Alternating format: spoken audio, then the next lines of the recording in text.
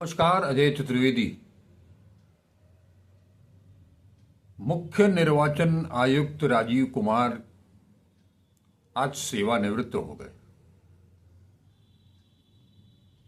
उन्होंने अपने कार्यकाल के दौरान जो जो अजूबे कारनामे किए उसके लिए इतिहास उनका ऋणी रहेगा।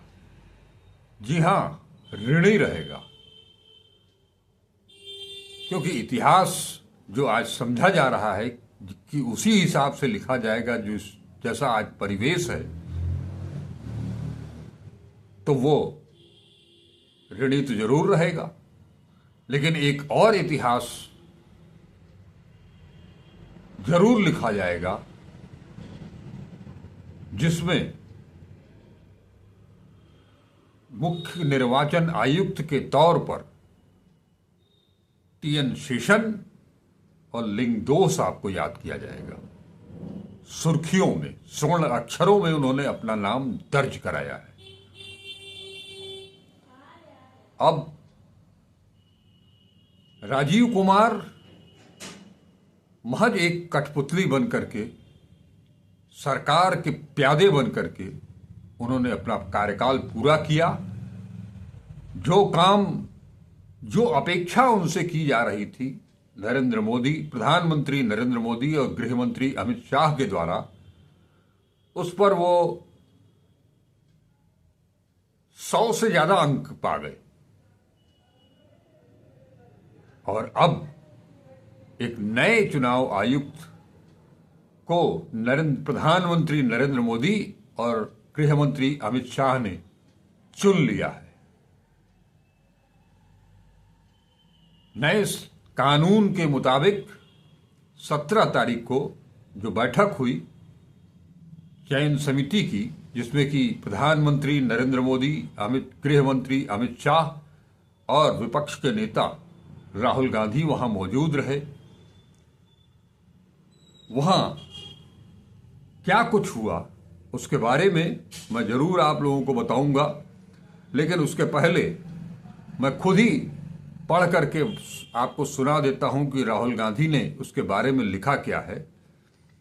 राहुल गांधी लिखते हैं कि अगले चुनाव आयुक्त के चयन समिति की बैठक के दौरान मैंने प्रधानमंत्री और गृह मंत्री को एक सहमति पत्र प्रस्तुत किया, जिसमें कहा था कार्यपालिका के हस्तक्षेप से मुक्त एक स्वतंत्र चुनाव आयोग की सबसे मूलभूत विशेषता चुनाव आयुक्त और मुख्य चुनाव आयुक्त के चयन की प्रक्रिया है।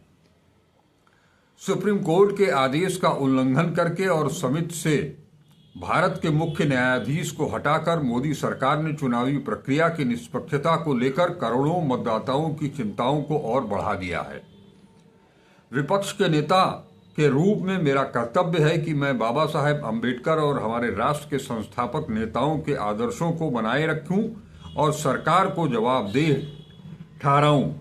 यह अत्यंत अपमानजनक और अनुचित है कि प्रधानमंत्री और गृह मंत्री ने आधी रात को नए मुख्य चुनाव आयुक्त का चयन करने का निर्णय लिया, जबकि इस समिति की संरचना और प्रक्रिया को सुप्रीम कोर्ट में चुनौती दी गई है और यह मामला अगले 48 घंटों में सुनवाई के लिए सूचीबद्ध है। यह राहुल गांधी का कहना था। इससे आपको याद होगा कि मुख्य न्यायाधीश, chief justice of India, supreme court ने बाकायदा निर्वाचन आयुक्त और मुख्य निर्वाचन आयुक्त की नियुक्ति को लेकर के एक कमेटी बनाई, जिसमें कि प्रधानमंत्री, विपक्ष के नेता और खुद चीफ जस्टिस को शामिल किया। साथ ही ये कहा कि आज आजादी के इतने दिनों, 70 सालों के बाद भी निर्वाचन आयुक्तों की नियुक्ति कैसे होगी, इस पर कोई कानून नहीं बना। लिहाजा संसद को इस पर एक कानून बनाना चाहिए। सुप्रीम कोर्ट के उस आदेश के बाद आनन फानन में केंद्र सरकार ने एक कानून बनाया और उसके तहत मुख्य चीफ जस्टिस को बाहर कर दिया और कहा कि प्रधानमंत्री, उनके कैबिनेट का एक मंत्री और विपक्ष के नेता शामिल। मैंने अभी तक राजीव कुमार जी के कार्यकाल के दौरान प्रमुख विपक्षी पार्टियां बार बार ये आरोप लगाती रहीं कि एक चुनाव के दौरान एक समतल जमीन, लेवल फील्ड दी जाए, लेकिन वो नहीं दी गई। क्या चुनाव मुख्य निर्वाचन आयुक्त और निर्वाचन आयुक्त की नियुक्ति के दौरान भी कोई समतल जमीन दिखाई दे रही है? आप न्यायालय में जो मूर्ति पहले लगी रहती थी न्याय की देवी की, उनकी आंखों पर पट्टियां थीं, उसको आपने खुलवा दिया, लेकिन आज भी उस पट्टी के खुलने के बाद भी न्याय की देवी को क्या सब कुछ सही सही दिखाने की कोशिश की जा रही है? आज की तारीख में आपको बता दें कि ये जो सुप्रीम कोर्ट ने जो टिप्पणी की थी, चुनाव की शुद्धता बरकरार रखी जानी चाहिए, नहीं तो नुकसानदेह नतीजे होंगे। लंबे समय तक चुनावी प्रक्रिया का बेहिसाब दुरुपयोग लोकतंत्र की कब्र खोदने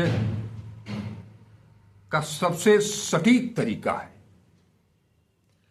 इतनी सारी चीजें सुनने के बावजूद कोई शर्म वाला आदमी होता तो शर्म से झुक गया होता और एक लेवल प्लेइंग फील्ड यहां तो कम से कम तैयार करता कि कोई भी फैसला बहुमत के आधार पर, जिसमें दो लोग एक ही सरकार के नंबर 1 और 2 के लोग हों और दूसरी तरफ विपक्ष का एक अकेला आदमी हो, वहां क्या न्याय संभव है? लेकिन इसको दरकिनार कर दिया गया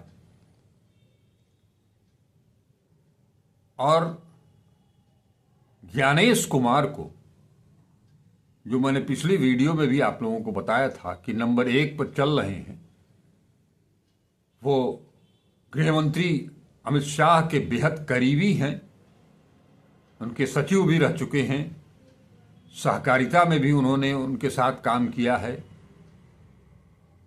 जम्मू कश्मीर में भी उन्होंने काम किया है।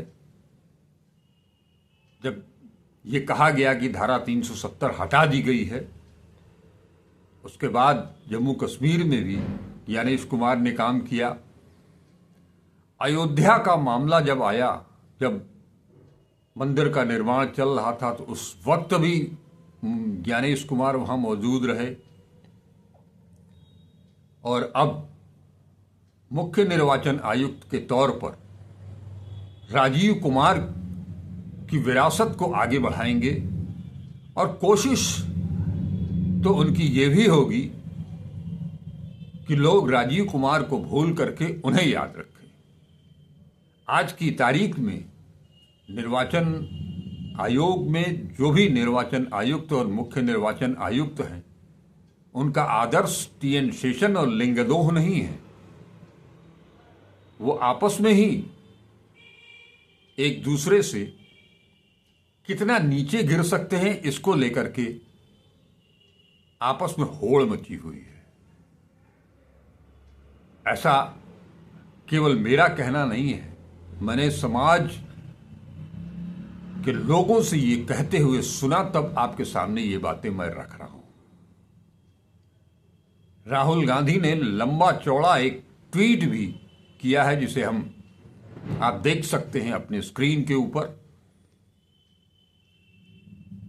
एक वक्त था। ये जरूर है कि जब संविधान निर्माताओं ने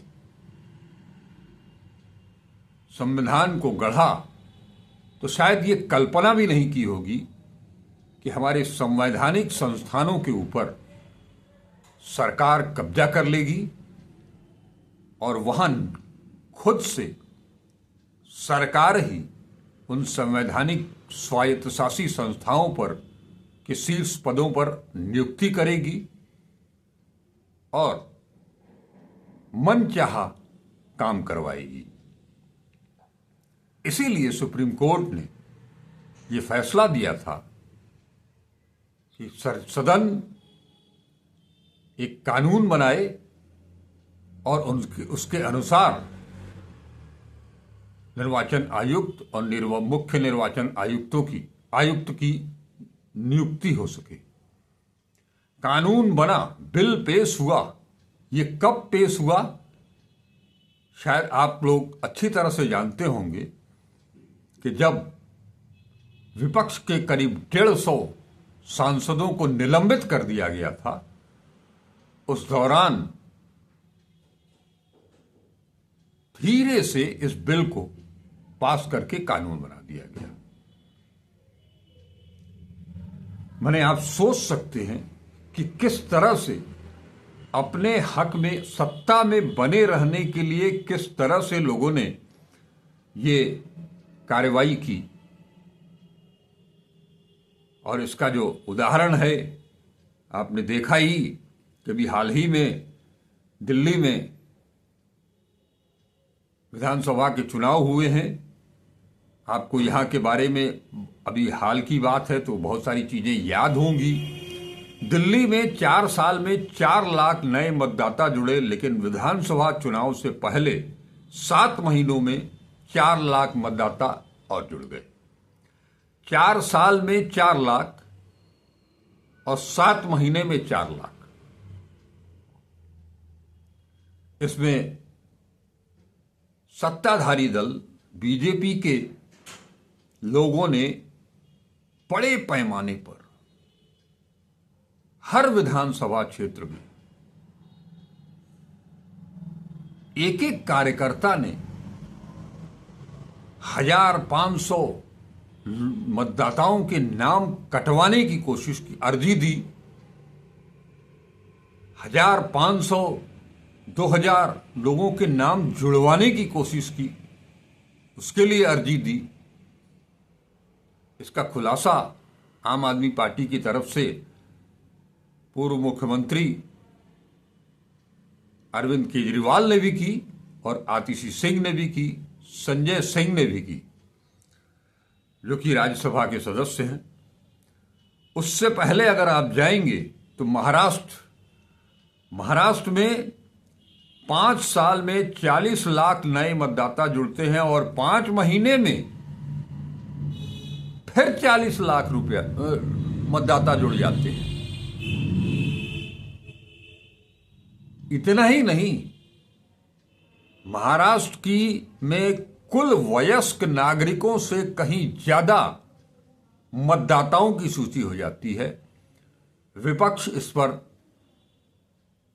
निर्वाचन आयुक्त राजीव कुमार से सवाल करती है, दरख्वास्त देती है, कुछ रिकॉर्ड्स मांगते हैं, मतदाता सूची मांगते हैं, लोकसभा चुनाव की, विधानसभा चुनाव की, लेकिन वो उन्हें नहीं दी जाती है। और अब एक नया मामला ये जो चुनाव निर्वाचन आयुक्त और मुख्य निर्वाचन आयुक्त की नियुक्ति को लेकर के जो कानून बना है, उसको बाकायदे वो सुप्रीम कोर्ट में चुनौती दी गई है, जिस पर जनवरी में भी एक सुनवाई हुई, 2 फरवरी को हुई।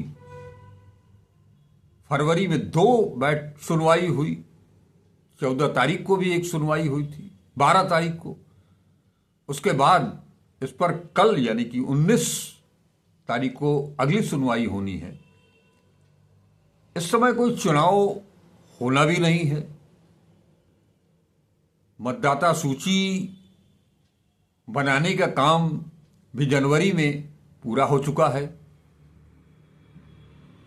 लिहाजा हम ये कहना चाहते हैं कि जब कोई दिक्कत नहीं थी तो 2 दिन तक इसको पोस्टपोन किया जा सकता था, लेकिन नहीं। ये कितना गड़बड़झाला है, अपमानजनक है। मान लीजिए कि कल जो सुनवाई होनी है 19 तारीख को, उसमें सुप्रीम कोर्ट संसद द्वारा बनाए गए कानून को ठीक उसी तरह से निरस्त कर देता है जैसे कि चुनावी बॉन्ड को लेकर के कहा था कि वो असंवैधानिक है। तो क्या होगा? इस पर कोई माने प्रधानमंत्री, गृह मंत्री इतने आश्वस्त हैं कि सुप्रीम कोर्ट जो भी सुनवाई करेगा और लेकिन उसका फैसला सरकार के पक्ष में ही आएगा। यानी एक तरह से देश के सर्वोच्च न्यायालय के ऊपर भी सवाल खड़ा कर दिया जा रहा है सत्ता पक्ष के द्वारा। क्या इस तरह से लोकतंत्र बचेगा? इस तरह से संविधान की रक्षा होगी? लिहाजा राहुल गांधी ने इसका विरोध किया और वहां से उठ करके चले आए। इन्होंने देर रात प्रधानमंत्री और गृह मंत्री ने मिलकर के ज्ञानेश कुमार की नियुक्ति तय कर दी और उसके बाद आज राहुल गांधी ने एक्स पर पोस्ट करके वो सब कुछ बता दिया जो कल वहां उनके साथ घटित हुआ और जिसको लेकर के पूरे देश में चिंता की लकीरें हैं। पूरा देश स्वतंत्र और निष्पक्ष चुनाव चाहता है। तमाम जो इन 2 सालों में मैंने कहा कि इन 2 सालों में राजीव कुमार जी ने जो कुछ भी किया है, इतिहास उन्हें कभी माफ नहीं करेगा। आप वो सब ऐशो आराम हासिल कर सकते हैं,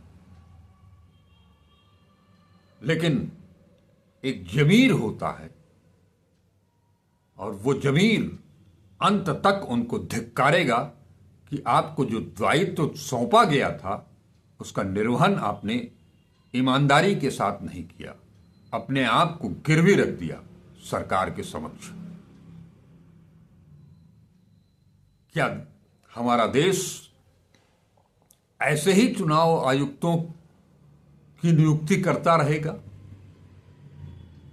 क्या ऐसे ही लोग महत्वपूर्ण पदों पर बने रहेंगे? ईडी का सवाल है तो वहां जो ईडी के प्रमुख हैं उनको लगातार सेवा विस्तार दिया जा रहा है। क्यों?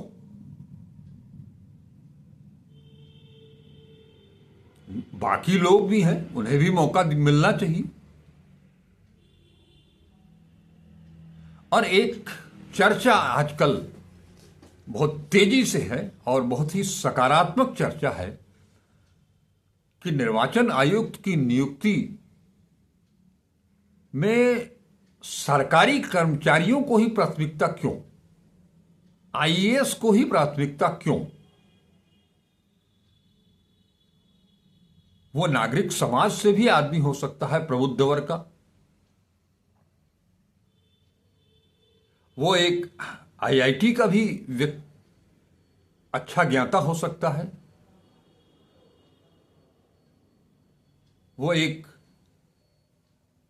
बुद्धिजीवी हो सकता है, प्रोफेसर हो सकता है, कुलपति हो सकता है,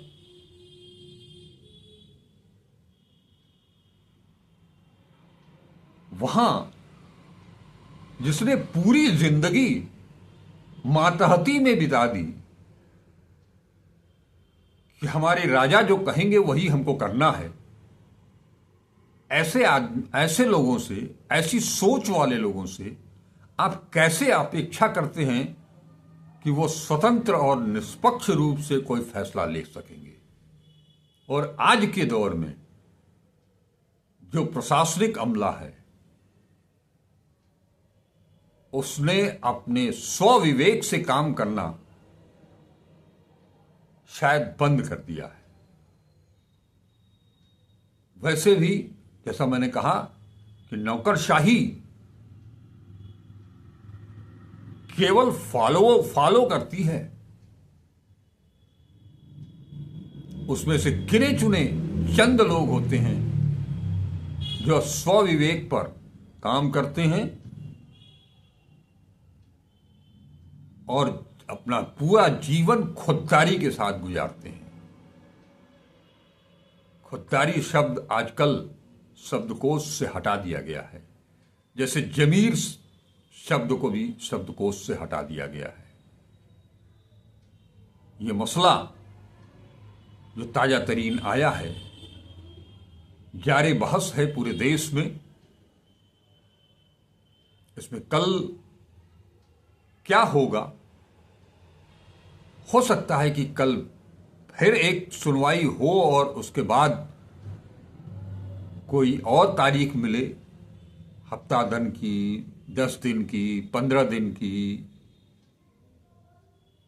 इसमें सरकार की तरफ से एक प्रार्थना सुप्रीम कोर्ट के सामने याचिका दायर करनी चाहिए कि चूंकि ये मामला पेचीदा हो गया है, विवादित हो गया है, लिहाजा इसे प्राथमिकता के तौर पर इसकी सुनवाई की जाए और फैसला दिया जाए। अगर ऐसा केंद्र सरकार करती तो क्या ही अच्छा होता, लेकिन ऐसा वो कर नहीं सकते क्योंकि वो ऐसा चाहते नहीं हैं। लिहाजा उन्होंने अपना जो काम था वो कर दिया। विपक्ष का जो काम है वो अपना काम कर रहा है, लेकिन ये मसला अब की बार का इतना आसान दिख नहीं रहा है जितना कि मीडिया में दिखाया जा रहा है। आंखें झुकी हुई हैं, बोलती बंद है, लेकिन ये लोग, सत्ताधारी लोग, ये भली भांति ये भी समझते हैं कि थोड़ी देर तक शांत रह करके इस गुबार को निकल जाने दीजिए, लेकिन ये गुबार अब की बार शायद उनके ऊपर भारी भी पड़ सकता है, क्योंकि ये संसद का बजट सत्र अभी बाकी है, सुप्रीम कोर्ट में सुनवाई अभी बाकी है, विपक्ष के पास भी दमदार अधिवक्ता हैं जो अटॉर्नी जनरल के ऊपर भारी पड़ सकते हैं। तो हम इंतजार करेंगे 19 तारीख की शाम का, क्या कुछ होता है उसे लेकर के आपके सामने प्रस्तुत होंगे। आप सबको याद होगा कि पिछला वीडियो जो मैंने बनाया था कि क्या राहुल गांधी संविधान की रक्षा कर पाएंगे, उन्होंने अपना दायित्व पूरा किया है। गेंद सत्ता पक्ष के पाले में है, सुप्रीम कोर्ट न्यूट्रल अंपायर की, मैच रेफरी की भूमिका में है। नमस्कार, अजय चतुर्वेदी।